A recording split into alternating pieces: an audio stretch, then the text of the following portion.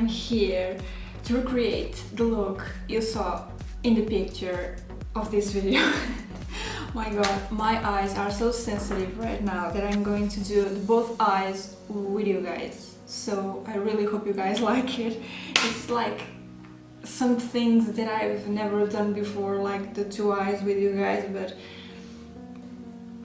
in today's look we're going to use again this palette, and I'm going to use Candy Peach. Yes, I'm going to use Candy Peach, and I'm going to use in the Jim Charles palette. It's so it's such a summer vibe. It's such a summer look, right? And I'm going to use this color right here.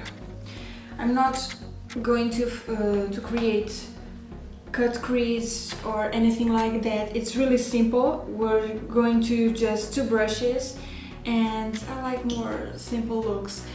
It looks like I created it in 2 hours, 3 hours, and it just lost me 10 minutes to do it. I just love this kind of looks.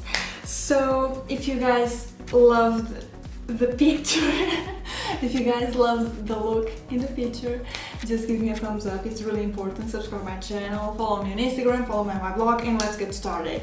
I'm not going to talk, so it's easier for Instagram, you already know. So yeah, come with me.